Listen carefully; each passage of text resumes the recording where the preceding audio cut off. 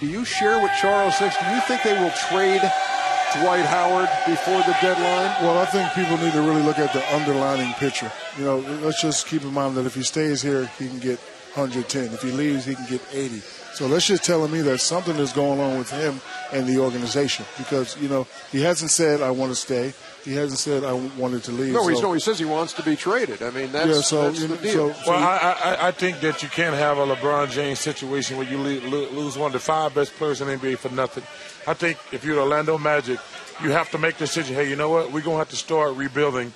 You know, you're probably going to get a couple good players and a couple draft picks for him. But I don't think you can let him become a free agent because that's going to kill your franchise. Because if you let Dwight Howard leave for nothing, you're going to be in no man's land for the next 5 years or more. Do you think there's anything the Magic can say to Dwight Howard to convince him to stay here? I think if they say after this season, we will go out and get you what you're looking for. You know, he wants a point guard. And, you know, me and Charles talked about his earlier. He needs another star with him because I don't think he has the ability or the know-how to, you know, do everything by himself. So if you put him with like a guy like a Kevin Durant or a Derrick Rose, then, you know, they become a dangerous team. He's had this list of these teams that he'd play for and that kind of thing. Does a move to New Jersey make sense to you, Charles? Well, New Jersey's going to have a very interesting decision to make because if they don't get Darren Williams and in quote-unquote a Dwight Howard, they're going to be like an expansion team also moving into that new building. Right.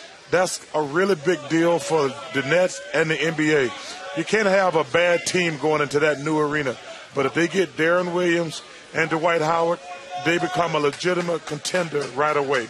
I think with Darren Williams and Dwight Howard, they become an okay team because now when you have those two guys, you need shooters to fill that void. And I think Orlando right now has better shooters, way better shooters, especially my main man, Ryan Anderson. Yeah, hey, now look, when people talk about his situation and they say, well, remember the Shaq situation that he was gone and we didn't get anything back. Are there similarities between your situation and Dwight Howard's situation? There's no similarity whatsoever. I came out early and said I want to stay in Orlando, make the numbers work. They didn't make the numbers work. The great Jerry West made me an offer I couldn't refuse.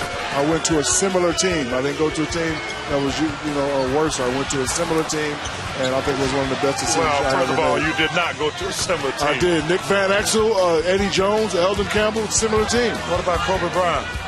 And Kobe Bryant, yes. That's a little bit different. Yes, that's where the comparison ends. And let me say this also. As much as I like Dwight Howard, I don't think you can compare him to Shaquille O'Neal. Huh? You cannot compare him to you.